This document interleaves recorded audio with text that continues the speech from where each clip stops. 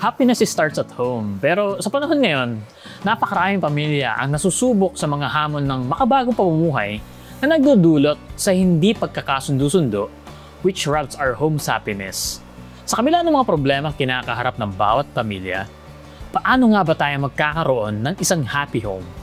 Sa bawat tahanan, may hangarin na magkaroon ng masaya at maayos na samahan. Ang isang masayang tahanan ay hindi lamang tungkol sa magagandang bagay o material na ari-arian. Ito ay tungkol sa pagmamahalan, pagkakaintindihan, at pagtutulungan ng bawat miyembro nito.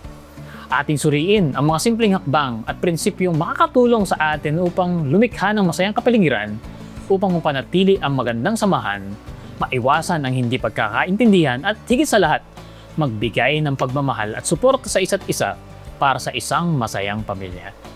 Samahan po ninyo kaming muli habang tayo ay dadako sa huling bahagi ng ating series about family life.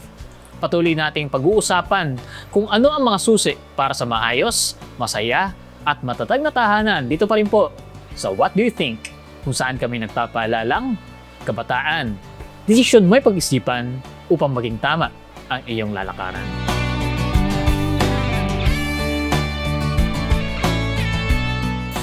Uli, ako po si Wilmer Strito. At sa mga oras pong ito, ating pong muling makakasama ang couple na nag-inspire sa atin all throughout this series at sa ating mga episodes. No? Walang iba kundi si Ma'am Giselle May Diaz at Sir Enan Diaz. Para mas lalo natin sila makilala, panoorin po natin ang video nito. Si Sir Enan Diaz at si Giselle May Martinez Diaz ay long-time married couple na mayroong passion para sa pagpapatibay ng spiritual life ng bawat pamilya at bawat individual sa pamamagitan ng pagtulong sa kanila na mas makilala pa si Kristo. Si Enan ay isang accountant by profession at musician by passion. Nag-training din siya bilang isang chaplain sa Adventist Medical Center Manila na nagkakaloob ng pastoral care sa mga pasyente nito sa pamamagitan ng therapeutic communication. Sa ngayon, siya ay naglilingkod sa loob ng 9 na taon bilang parte ng internal audit ng General Conference Auditing Service ng Seventh-day Adventist Church. Sa labas ng kanyang propesyon, siya rin ay isang singer at choir director. Si Giselle naman ay isang graduate ng Bachelor of Arts in Theology noong 2012. Siya rin ay naglingkod bilang chaplain sa Adventist Medical Center Manila kung saan sila nagkakilala ni Enan. Nakumpleto din niya ang kanyang Master of Arts in Religion noong 2020 sa Adventist International Institute of Advanced Studies. Siya ay kasalukuyang nagtuturo sa College of Theology ng Adventist University of the Philippines. Bukod dito, si Giselle ay isa ring tele-evangelist at host sa iba pang programa ng Hope Channel, kabilang ang Alam Mo Ba at Adventist Heritage. Sa ngayon, they have 3 daughters na sina Rafa, Mo, and Denden na kung saan kanilang sinasanay upang maging mga tagapaglingkod ni Jesus. Kasama sila, sama-sama tayong matuto sa kung paano makakapagtaguyod ng isang masayang pamilya. Yan, so natutuwa po kami na muli kayo makakasama. Sana hindi ito yung last, no? Pero masaya kami na kayo po ang makakasama natin muli. Meron po ba kayong gustong sabihin sa ating mga viewers and listeners? Nagpapasalamat ako sa inyo, Wilmer, at sa lahat ng ating viewers and listeners for having us for this entire series. Umabot na tayo sa ika-13th episode natin. So nagpapasalamat kami sa inyong lahat na sumubaybay po kasama namin. Kung ito man ang inyong unang beses na kami ay makasama, di pa po uli ang lahat. Pwede nyo po pong balikan ang aming series about family and we are happy to be here. I pray na mabless po kayong lahat sa ating final episode for this season. Yeah, so we greet you good day and mapagpalang araw sa inyo na nakikinig at nanonood ngayon. And yes, we're so grateful to be here and to share a lot of things po sa inyo. Hopefully, by God's grace, sa mga nauna ng mga nakapanood, sana po naging much better yung inyong relationships sa Panginoon at sa inyong kapwa at sa inyong family. And para sa mga nanonood ngayon, I hope marami pa po kayong bagong matutunan. Yan. So, salamat ulit, Giselle and Enan, sa patuloy na pagsama sa atin. So, syempre, binabati po natin ang lahat ng mga nakatutok sa atin sa mga Facebook pages sa Hope Channel North Philippines, North Philippine Union Conference, AWR Manila, at ganoon din sa mga naka-cross-post sa ating mga missions and conferences.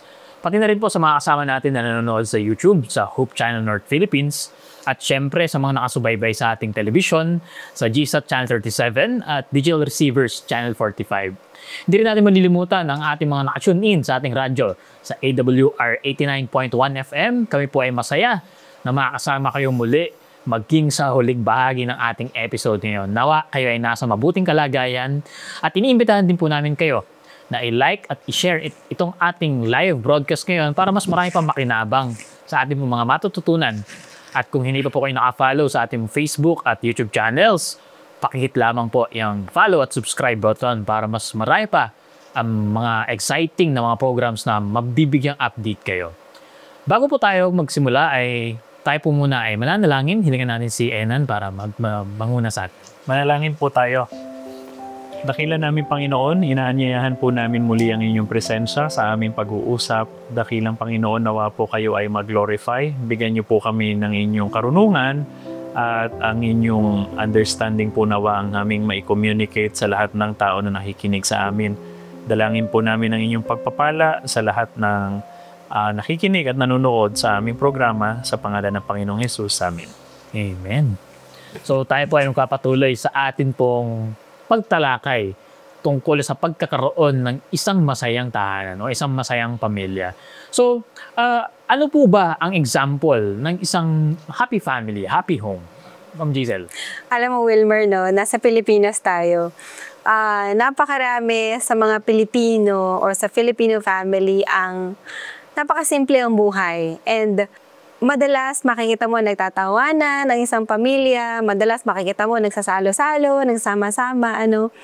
And marami siguro tayong definition of a happy family. Pero one thing that we could share, ang isang happy family, may narinig nga tayo na a family that prays together, stays together. Isang bagay din yun. Pero one thing is, yung family na alam mo na nakasentro ang Panginoon sa buhay nila.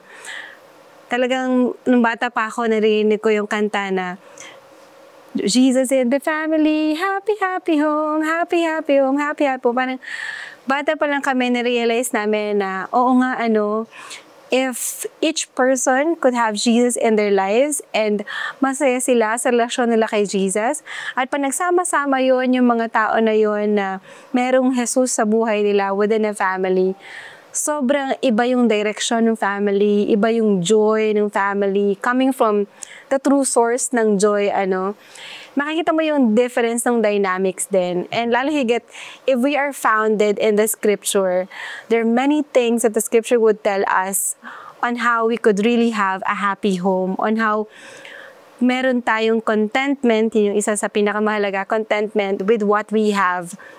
At the same time, true joy with yung daily life experiences, nandun pa rin yung true joy.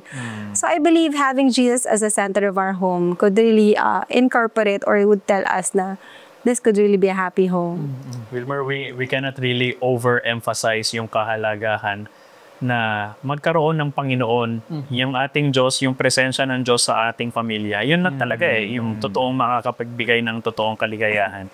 Kasi nga, sa una pa nating mga pag-aaral, going back to the creation, ang originator ng buhay ay ang ating mahal na Diyos.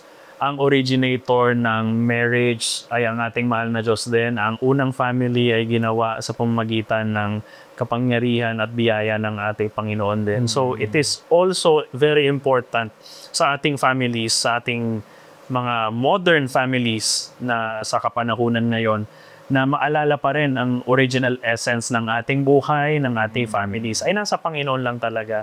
Kasi siya yung creator natin, so siya ang nakakaunawa talaga kung ano ba talaga tayo, para saan tayo ginawa, ano yung purpose ng ating buhay, ano yung purpose ng ating families. So marapat lamang na sa Kanya tayo bumalik, sa Kanya natin alamin ano ba talaga, how do I operate, yung manual natin sa pamumuhay, yung nasa banal na kasulatan. Para siyang, lagi ko siyang tinutulad sa sa car manual, operator's manual, or whatever manual it is. Kasi nga yung buhay natin, maaari naman tayong mag-operate ng tayo lang, without the manual. Pero hindi natin alam kailan ba, halimbawa sa car manual, makikita natin doon yung preventative maintenance, kung kailan dapat pinapalitan yung mga component parts para mag-operate siya optimally. Ganon din sa atin bilang mga tao. Yung ating tunay na manual ng buhay ay nasa salita ng Diyos sa pamamagitan ng Biblia para makilala natin siya at para malaman din naman natin kung paano tayo mabubuhay. So, para sa families, ganon din. Dapat natin maunawaan ano nilalaman ng Biblia at ano ang sinasabi ng Panginoon para sa ating mga families. At doon lamang, pag nalalaman natin ang tunay na purpose ng ating buhay at ang purpose ng ating families, ay dapat na i-glorify at sundin ang ating Panginoon. Doon lamang po tayo magkakaroon ng tunay na kaligayahan as individuals and as a family. Yan, amen. So, one thing is clear all throughout this series, no, na ang susi sa masaya at thriving na tahanan ay yung pakikipagrelasyon natin sa Panginoon. Pero marami mga tahanan, no? Meron akong kakilala na nagsabi niya, minsan hindi ako nakaka-relate kapag nag-uusap tungkol sa masayang family kasi yung family namin maraming conflict. Tapos hindi pa ako particularly religious. So, paano kaya magkakaroon ng masayang tahanan? Kanina sinabi natin ito yung picture ng masayang tahanan. Pero ang tinatanong natin ngayon, method. Paano maabot yung masayang tahanan na yun? Lalo na kung ang starting point ay yung someone na hindi talaga particularly religious o nakikipagrelasyon sa Panginoon. Yes, Wilmer, sa mga tao na wala pang relasyon sa Panginoon at maaring nag-aasam din ng kaligayahan na yon para sa kanilang sarili, para sa kanilang family, we can really say it's very important na magsimula tayo sa tamang starting point, especially from a Christian point of view. Yun nga, creator, created. Yung purpose mo, hindi mo talaga malalaman outside the will of the Lord. Hindi mo malalaman kung ano ang tunay na purpose ng buhay mo, ang tunay na kaligayahan, kung hindi mo kukonsultahin yung gumawa sa'yo. So, para dun sa mga nag-aasam ng ganong kaligayahan, it starts with humility na ma-recognize natin, hindi talaga natin kaya on our own. Kundi kapag tayo ay lumapit, magpakumbaba sa harap ng ating mahal na Panginoon, doon lamang magsisimula yung journey. Yung tamang steps, unti-unti matututunan natin, unti-unti ay ma-recognize natin kung anong gagawin ayon sa kalooban ng Panginoon. So, out of that humility sa pagsunod sa Panginoon, doon susunod yung ibang mga bagay. Paano natin iso-sort out yung ating mga relationships, paano natin maitatama yung mga mali na marahil ay pinapractice natin, kung paano natin pakikitunguan ng merong pagmamahal, yung isa't isa, kung paano ako magiging mababawasan yung aking pagiging makasarili at unti-unti ay maging other-centered and God-centered. Matututunan lamang natin yun sa pagtingin sa ating Panginoon. So it's important na yun nga, in humility, ma-recognize natin yung gumawa tayo ng steps na dumapit sa ating Panginoon through programs like this. Hindi man natin kaya immediately na magbasa directly sa Bible. Maraming tools na mas matutulungan tayo kung paano maunawaan yung mga nilalaman ng Bible. So online, nandyan ang mga videos, mga babasahin, mga libro, kung paano mapapalapit sa Panginoon, if not directly sa Bible, until dumating yung time na kaya na natin directly na aralin kung ano talaga ang sinasabi ng Panginoon through the Bible. Maraming ganun, Wilmer, no, na they came from a family without any religious background, pero they're hoping to have a happy home. And we appreciate the sincerity of those people na gusto rin naman nila to have, a different style of dynamics sa bahay nila and tahanan. Na sometimes they don't know where to start. Pero yung acknowledgement pa lang that they want to have a different kind of a home, that's the beginning. That's the starting point, Kasi sometimes they look into yung kapag marami silang pera, napoprovide nila ang lahat, nakakapag-mall sila every week, ganyan, or nakakain sila sa restaurant every night, parang gano'n. Sometimes they thought, yun na yung picture ng happy home. Ito na yung we can say na masaya at buong pamilya talaga, Pero without Jesus in the home, parang nagiging in vain, alam mo yun, nagiging vanity. And later on, dalawang bagay lang kasi Wilmer eh. If hindi si Jesus yung nasa tahanan, then sino? Diba? Then sino? In this world, we have what we call yung nga na great controversy. It's either you are on Satan's side or on Jesus' side. So, kung hindi si Jesus yung nasa tahanan nyo, then sino yung nasa tahanan? And kapag si Satan yung nasa tahanan, wala siya ibang gustong mangyari but to destroy, and to sirain and talagang pabagsakin yung tahanan, and there's no love. Walang, yung pag-ibig, it doesn't reign where Satan is there, parang ganon. Pero if Jesus is there, if God is there, then love would reign, mag-reign talaga yung love sa family. So it's very important na, to acknowledge our desire to have a happy home, and yung sincerity then would lead you to searching. Hanapin mo kung saan talaga matatagpuan or kung papaano talaga magkakaroon ng masayang pamilya. And alam nyo, God is so good na kapag sincere tayo mag-search for it, God would open ways and opportunities para matagpuan mo na eto, dito. Alam mo, nung kabataan ko, Wilmer, one thing that make my life or my childhood happy is actually nakatira kasi kami beside the church. Yung inaabangan mo yung araw ng pagsamba, yung inaabangan mo yung worship time ng family, yung inaabangan mo yung pumunta ka sa school. By the way, I grew up studying in a Christian school, na kapag nasa school ka, ang pinag-aaralan nyo din naman is values that is in line with God. Yung alam mo na you are right with God. It gives you, clean and pure joy. And that emanates also, since galing siya from within, lalabas din siya in the outside. And makikita mo kung lahat kayo within the family, ganun yung nangyayari. Then everybody's contributing to each other's happiness. And ang laking bagay nun to have a happy home. Mahalaga din na mailugar natin yung tamang priorities para dun sa mga hinahangad natin. Sabi nga ni Jesus Christ, seek ye first the kingdom of God and His righteousness, and all these things shall be added unto you. So, kung happiness yung ating pinupurso initially, maaaring hindi natin siya makamit kasi nandun na tayo sa parang end goal eh. Pero kung unahin natin yung Panginoon, alamin natin kung ano yung kagustuhan ng Panginoon sa atin, yung happiness, idadagdag lang yun eh. Kasi out of having that, idadagdag niya talaga lahat. Ibibigay niya yung pagmamahal na kailangan natin.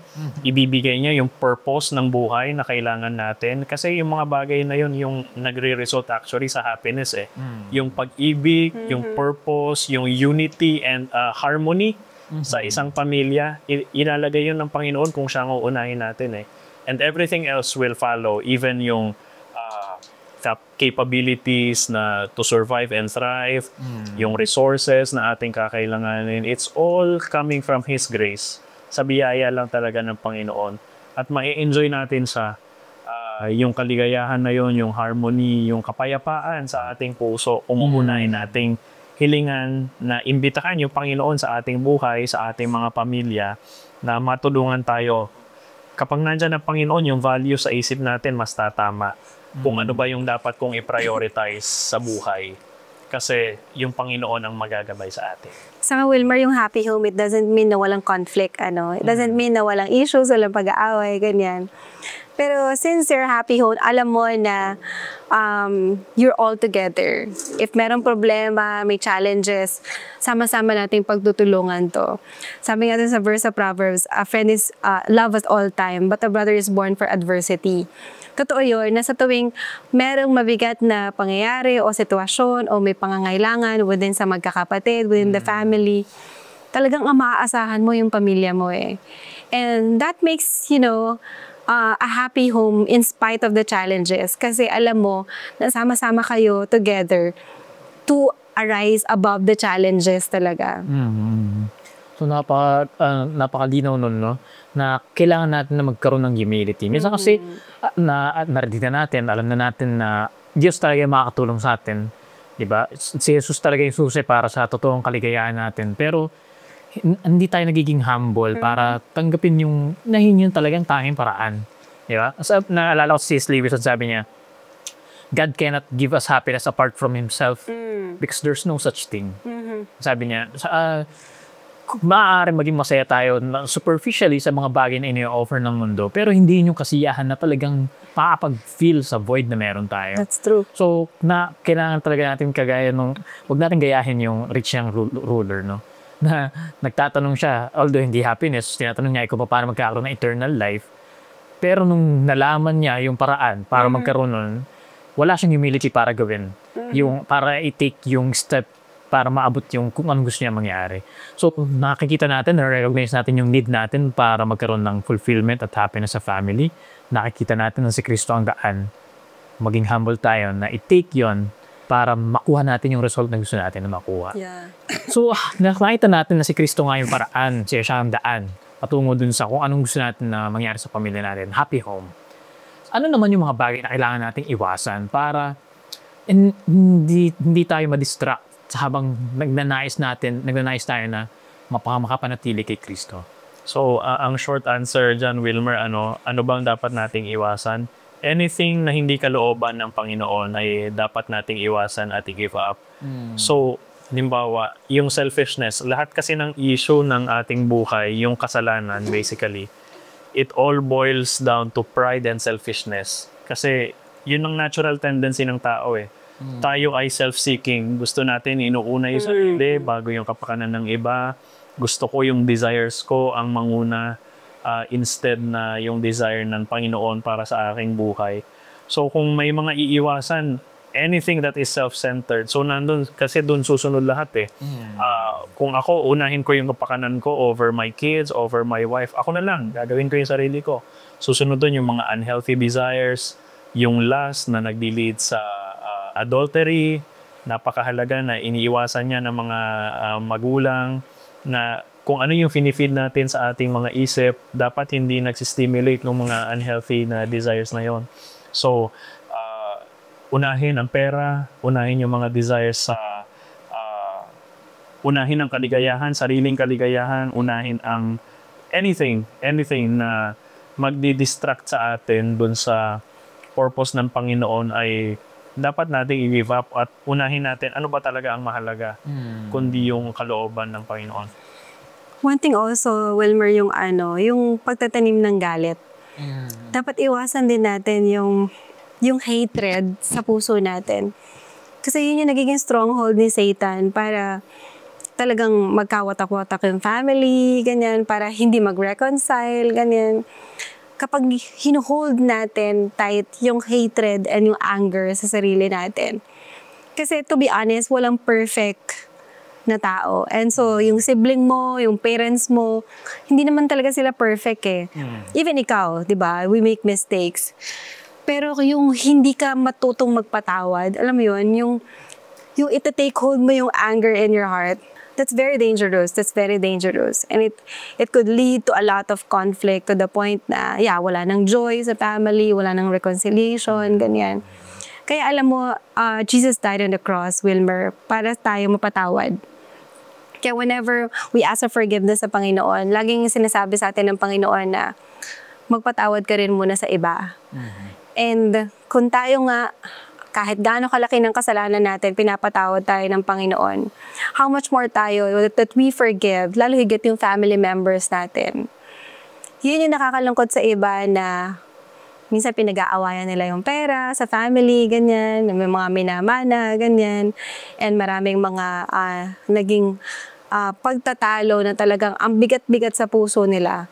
Pero pag finally natutunan nilang magpatawad, it gives them freedom, and it gives reconciliation, and, it gives pure joy and peace in the family. So, it's very important to forgive and to let go of the anger and hatred talaga. So, yan, kailangan iwasan yung selfishness at saka yung hatred, yung pagtatanim ng galit. Naiisip ko, ang isa pa na ang dapat na iwasan ng kahit sinong miyembro ng pamilya, lalo mga magulang, ay iwasan na masyado tayong busy para mag-aral ng salita ng Diyos. Kasi kapag nag-aaral tayo ng salita ng Diyos, doon natin mas makikita pa yung marami dapat natin iwasan at maraming dapat natin gawin. Diba? Kapag masyado tayo nakafocus doon sa pera, paano natin makuprovide yung family. Mahalaga yung mag-provide sa family.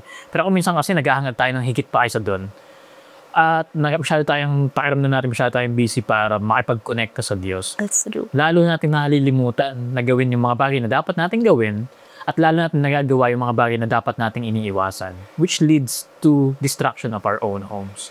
So, totoo yun yung naalala kayo namin ni Ellen White na yung selfishness. Under selfishness, sabi niya ay na siya yung head ng all other sins. Di ba? So, kapag nagsimula tayo na isipin natin na yung sarili natin, minsan nga may mga narinig ako na, ginagawa ko to para sa kapakanan ng family ko. Diba? Gusto ko kasi na madala sila sa trip na ganito, gusto ko sila na makabili ng ganito para sa kanila. Pero ang totoo, siya talaga yung may gusto nun. Dahil parang niya, na-fulfill niya yung mga dating hindi niya nagawa sa family, hindi nagawa sa kanya ng family niya. At meron siyang sense na ma-fulfill yung sarili niyang ewan ko kung ego or sarili niyang desires na hindi naman talaga hinihiling ng family. Kumbaga, ano natin na minsan pinagtatakpan natin, ginagawa to natin para sa iba, pero selfishness pa rin pala yung root ng lahat ng mga motive. So, yun pala yung mga bagay na kailangan natin iwasan. Minsan, Wilmer, nalilimutan natin kung ano talaga yung mahalaga. And napaprioritize natin yung hindi naman talaga ganun mahalaga. Yung journey to selflessness na ma-get rid natin away from our system, yung selfishness, it's actually a lifetime journey, na as long as we live, patuloy natin yung iba-battle at papalagumpayan lamang natin yun sa pamamagitan ng kapangyarihan ng Panginoon. And likewise, maraming means ang Panginoon para turuan tayo nung selflessness na yun, no? At madalas ginagamit niya yung family para din turuan paanong mas maging mapagpakumbaba, mas maging mapagbigay para sa iba, nauunahin mo yung kapakanan ng iba. Yung family din naman ang isa sa pinaka mahalagang means na ginagamit ng Panginoon para ituro yun sa atin. So, as we journey with our family, tatandaan natin yung pagpapasakop sa Panginoon, yung bigger picture na gusto niyang ituro sa atin, na all of this is about to develop our characters, to purify yung ating characters dun sa mga blemishes na ating hinaharbor sa ating puso o yung mga dumago na kasalanan, na selfishness nga sa ating mga puso. Tatandaan natin palagi na as we journey in life, ito yung journey na sasamahan tayo ng Panginoon hanggang ma-perfect yung ating character na kagaya nung kay Kristo na inisip niya yung kapakanan lang palagi ng iba, inisip niya yung ikakabuti ng iba. At sana tayo ay maging ganun din sa ating mga pamilya, sa ating mga relationships, na matuto tayo na hindi lamang puro sariling kapakanan yung ating i-consider, kundi yung kapakanan din ng ating mga minamahal.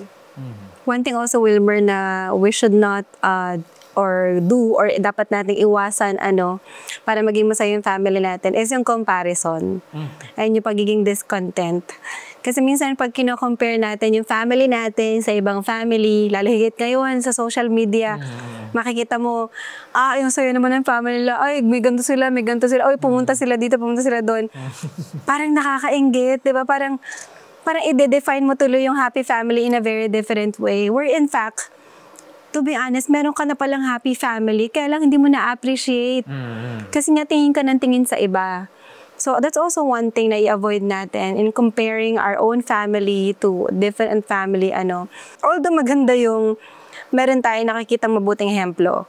Diba? Wala namang mali doon. Yung seeing people as a good example. Pero para isiksik mo sa kokote mo na discontent ka sa family mo, it's really gonna put you into doom na talagang madi-discourage ka, malulungkot ka, madi-dissatisfied ka, So it's better na, okay, you see them as an example and you get inspired to do better in your family and to continually enjoy kung ano yung meron kayo and to continually appreciate yung family na meron kayo. And yun nga, sabi ko nga yung pagiging discontent, if it starts in your heart na maging discontent ka, lalabas at lalabas yan. Hanggang sa mamaya yung behavior mo towards your spouse or towards your children, naiinis ka na palagi, nagiging short-tempered ka na, kasi marami kang gustong expectations, kasi nga discontent ka, ganyan. So sa isang book by Ellen G. White, yung Mind, Character, and Personality na book, sabi doon, yung mother kasi very important sa tahanan. Na kapag yung disposition ng mother is actually, malungkot and depressed and talagang down na down, yung mga anak, halos ganun din yung magiging disposition nila. Kaya alaking battle sa mother, kasi sila yung lagi naiiwan sa bahay with the kids, alaking battle sa mother na maging happy yung disposition nila. And your happy disposition comes with your heart and your mind. Ano yung iniisip mo? Ano yung nasa puso mo? So kung meron kang discontent, dissatisfaction sa heart mo, malulungkot ka naturally. Pero kung meron kang joy, contentment in your heart, and appreciation with what you have, and positive thoughts, lalabas at lalabas sa'yo bilang ina, yung happy disposition. And makikita mo, even yung mga anak mo, they would also feel very content with what they have. And then they would just be happy throughout the day. Masaya sila na nandyan ka. Masaya sila kung ano meron kayo. Lumaki ako, Wilmer, sa isang family na masiyahin na family. Simply because yung mother ko din is talagang masiyahin din. Araw-araw to yung makikita namin siya. Kahit nakaupo lang din dyan at kumakain or whatever. Masiyahin talaga siya. And with that, kami na magkakapatid, parang sa amin, hindi namin iniisip na mahirap kami. Hindi namin iniisip na ay, ito lang yung ulam namin. Sometimes ang ulam namin, toyo lang and kanin, ganyan. Or ketchup lang and kanin. Masaya pa rin kami. Parang hindi namin na-realize na, ay, nakakalungkot ba yun? Ay, mahirap ba kami nun dahil doon? Parang ganon. We never thought of that. But basta ang sa amin lang, as long as my mom, and my father, is happy and okay, yung hindi mo sila nakikita na sobrang depressed at nagmumukmok, we are fine bilang mga bata. And we just enjoy playing. Kasi ganun lang naman talaga mga bata, di ba?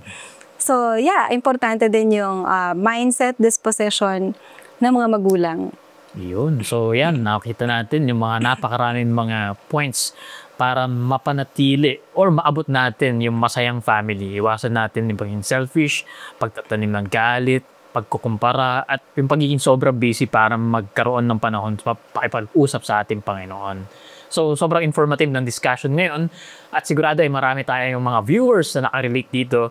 So, kung meron po kayong mga additional comments o kaya ay mga katanungan, feel free to type in your comments sa ating comment section or di kaya ay kontakin po ninyo ang mga numbers na makikita po ninyo sa ilalim ng inyong mga screens. Bago po tayo magpatuloy sa ating discussion ay makakarinig po muna tayo ng isang magandang awiting.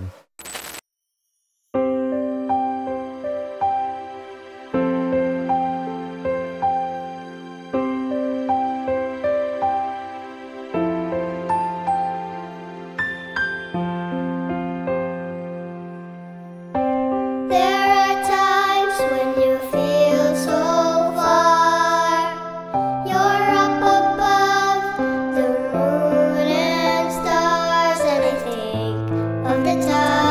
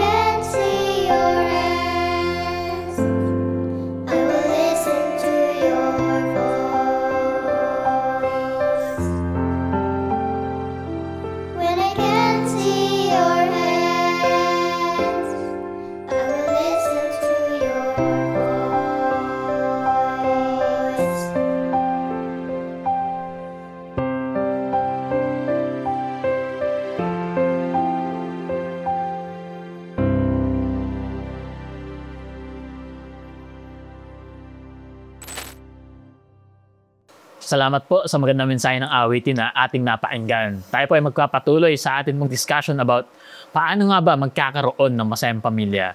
So iniimbitahan po muli namin kayo na i-share itong ating live broadcast sa mga oras na ito upang mas marami pa po ang makinabang sa ating pong talakayan. So, Ma'am Jaisel at Sir Enan, kanina ay pinag-uusapan natin yung pagkakaroon ng masayang pamilya, mga dapat iwasan at mga dapat gawin. Ano naman kaya ang pwede natin na maipayo, masabi sa isang kabataan o miyembro ng pamilya na gusto niya magsimula na siguro nag-struggle sa mga oras na ito yung kanilang family. Pero gusto niya magsimula na magkaroon ng breakthrough, maging masaya yung kanilang tahanan. Ang pinakamahalaga kong maipapayo, Wilmer, sa kabataan na whether anong sitwasyon niya, nagko-consider mag-family o meron na siyang family, young family, or siya yung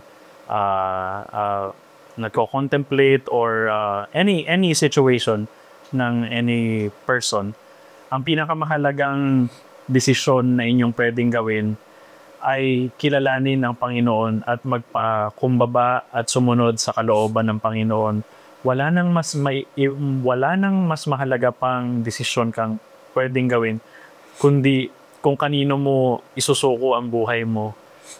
And I admonish, nakikiusap ako at nagka-counsel with all my heart sa lahat ng ating tagapakinig na ibigay po natin ang ating buhay sa ating mahal na Panginoon through Jesus Christ. Dahil sa Kanya lamang po merong totoong kaligayahan, sa Kanya lamang po may totoong wisdom kung paano po natin ipagpapatuloy ang ating buhay, ang lahat ng ating desisyon sa pagpapamilya, sa ating personal life.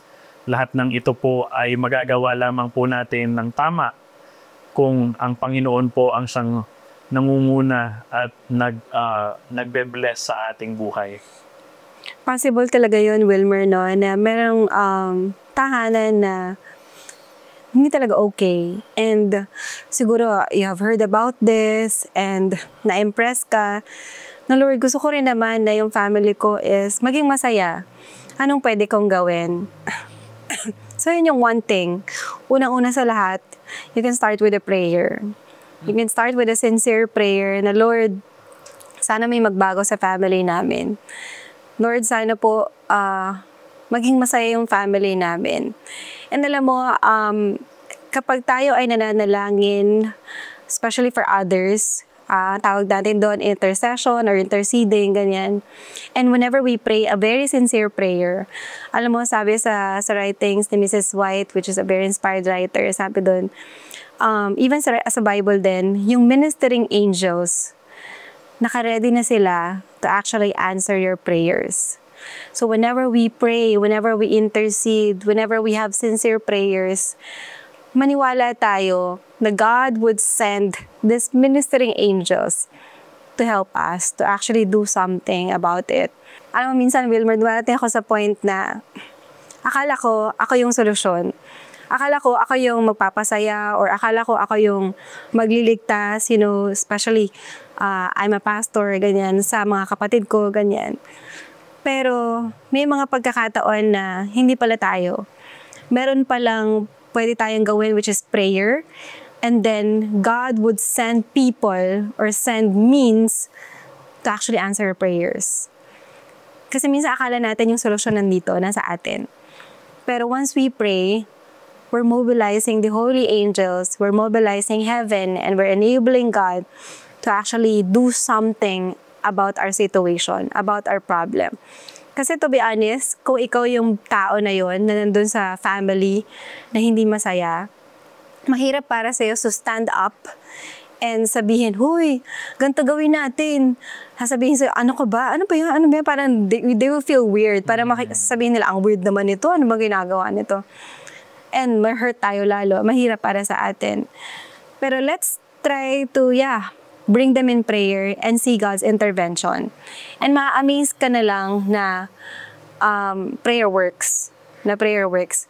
Yung kaya mo, yung alam mo yun, yung gagawin mo in a lifetime o yung effort mo in a lifetime, kayang gawin ng Panginoon even in a minute. Because ganoon ka-powerful ang Panginoon. So that's one thing we could do para sa mga, with sincere heart who wants to have a happy family. And another thing, kagaya nga nung sabi ko sa mga previous episode, na kung hindi natin kayang, baguhin yung ibang tao, kontrolin yung ibang tao, at least we could control ourselves and we could do something about our actions and behaviors. Totoo yun, people could see us as weird, pero again, we could do something about our responses. Kapag sinabihan nila tayo na, ang kakaiba ka, weird ka, what's happening to you, we could do something about our responses din naman. We could respond in a different way para hindi rin maging ganun yung resulta kagaya ng noon or kagaya ng dati. So, we have already made it clear na palagi ang susi ay ang Panginoon. Palagi ang susi ay lumapit sa Panginoon, manalangin, mag-aral ng kanyang mga salita. Pero ano yung masasabi natin sa isang klase ng tao na meron siyang encounter sa mga seemingly religious people na parang sila yung parang magulong pamilya. Diba? Sila yung parang pangit na kapitbahay, sila yung parang judgmental na mga kausap, na parang hindi naman laging totoo na yung connection sa Panginoon ang magpapasaya ng pamilya. Ano masasabi natin sa mga ganitong klase ng mga tao na may ganitong encounter? Unang-una, Wilmer, it's important to recognize na lahat ng family, kagaya whether sila ay naniniwala na sa Panginoon o hindi pa, lahat ng family ay bound din naman may sin. Lahat ng tao ay nagkakasala. Kaya, again, as I mentioned earlier, it's a lifetime process.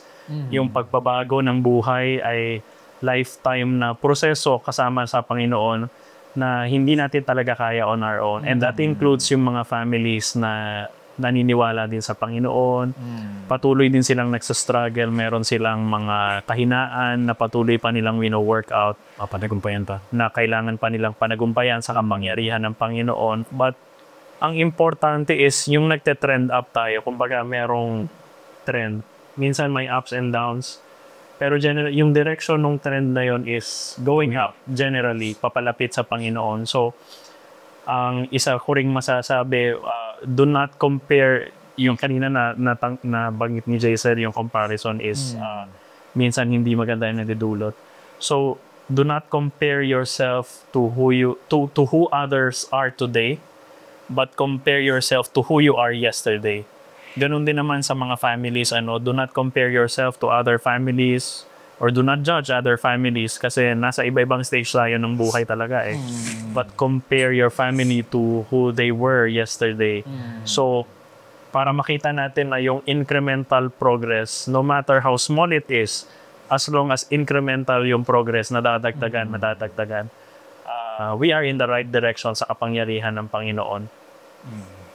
Totoo yung Wilmer. I've encountered one family na they're one of the leaders sa church. And unfortunately, yung dalawang magkapatid doon sa family, to the point na kinailangan tawagan yung barangay tanod or mga police para pigilan yung magkapatid to almost kill themselves. Yung halos magsaksakan na, halos talaga magbugbugan na to that point. And kung titingnan natin, alam mo yun, kung ibabase natin yung bakit sila, tinan mo, religious sila, active sa church, tapos ganyan. Tapos parang hindi naman happy family, ganyan. Alam mo yun, if we would always look on the other families, talagang madadown tayo or mahihirapan tayo to build our own happy home.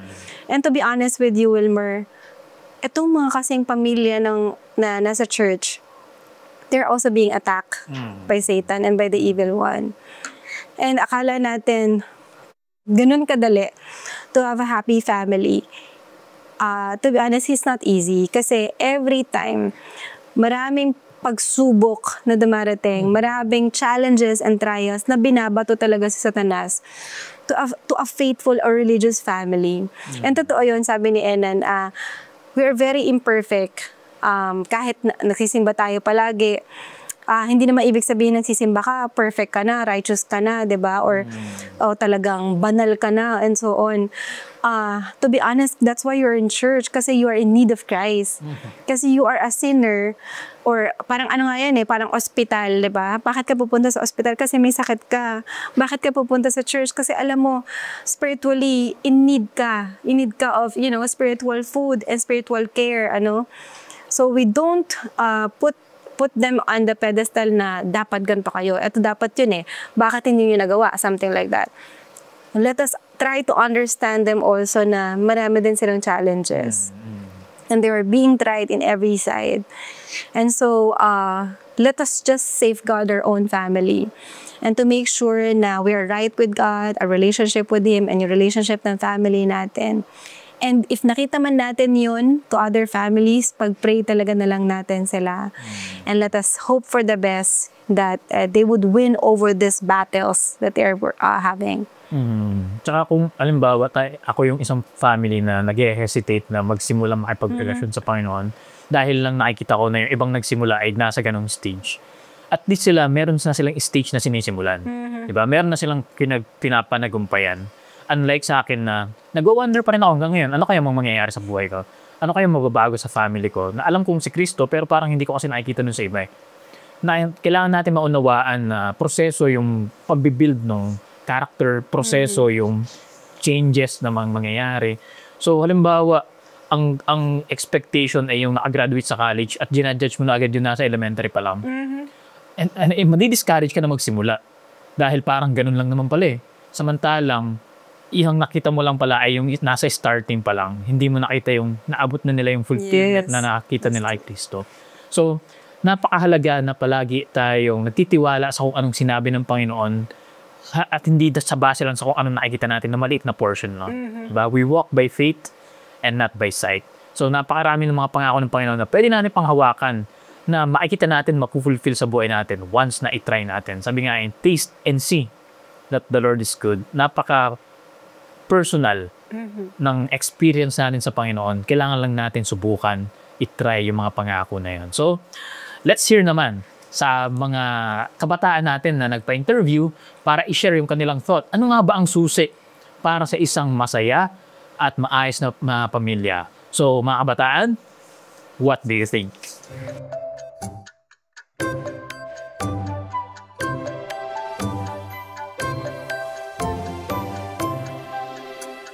So para sa akin, napakahalaga ng unity sa isang relasyon dahil kung hindi kayo nagkakaroon ng unity, kumbaga parang parang taliwas yung paniniwala ng isa. So walang unity, 'di ba? So doon din nag-uumpisa yung pagkakaroon ng doubt sa karelasyon mo na iisipin nung isa or nung isa, may tiwala ba siya sa akin? Hindi siya sumasang-ayon sa yung paniniwala ko, parang ganun. So mas maganda yung nag-unite kayo para sa transition ng relationship ninyo is kumbaga parang solid. Ganun. Yan, salamat po sa ating kabataan na nagpa-interview at nag-share about what does he think kung anong susi sa maayos at masayang pamilya. So, ang Diesel, Sir Enan, sinong gusto sumagot? Anong gusto niyong i-share insight dun sa sinabi niya? That's a good point also, to add yung unity in the family. Alam mo, sabi ko nga, 7 kami magkakapatid. Ang hirap.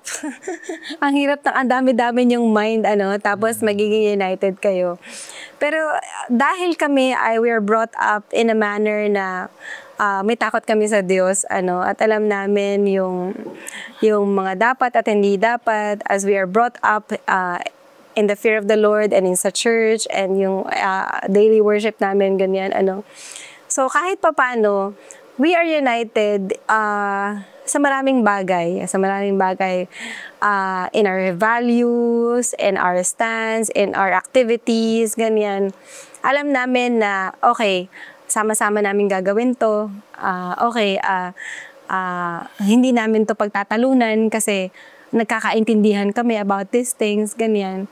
Pero alam mo, it really takes time to have unity, It really, hindi siya bigla ang pangyayari na, united kayo.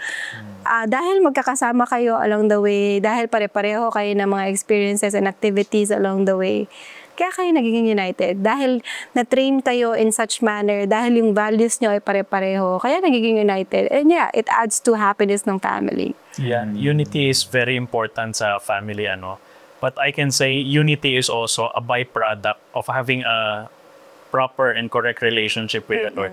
Kasi yung counsel din ng Panginoon, yun yung expectation niya sa atin Sabi ni Jesus before siya namatay, I pray that they may be one, yung mga disciples, just like the Father and I are one. At yun din yung prayer ng Panginoon para sa atin mga families, even in the modern times, na tayong lahat ay maging united. We may be one in thought, in spirit, na lahat ng ating gagawin nakapailalim dun sa kalooban ng Panginoon. We are united in God, and that's being surrendered to the Lord produces so many good fruits. May alam natin yung fruit of the Spirit, etc. Itong mga inaral natin in the past episodes, lahat yun ay maisa sa katuparan lamang natin as we surrender to the Lord, as we depend on the Lord for everything. Again, original design, tayo ay nilalang ng Panginoon, tayo ay Kanyang dinesign. Gusto niya na magkaroon tayo ng magandang relasyon sa Kanya, and everything else will flow sa atin ding mga pamilya. And to add to that, kapag sabi din doon sa Bible, na kapag nakita nila that you're united, they would know that I am in you and you are with me.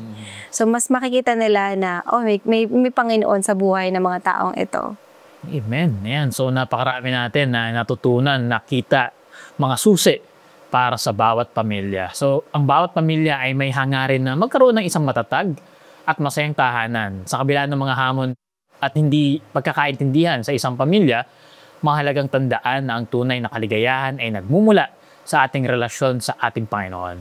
Ang patuloy na paglapit at paghingi ng guidance sa Panginoon ay napakalaking bagay sa pagkakaroon ng masayang tahanan. Ating balikan ang salita at bilin sa atin ng Diyos kung paano niya tayo dinisenyo bilang isang individual at bilang isang miyembro ng pamilya. Ang isang tahanan na nakasentro sa Panginoon ay ang susi para sa maayos, masaya, at matatag na tahanan. Bago po tayo magtapos, tayo po muna mandaling manalangin with Jazel. Tayo manalangin.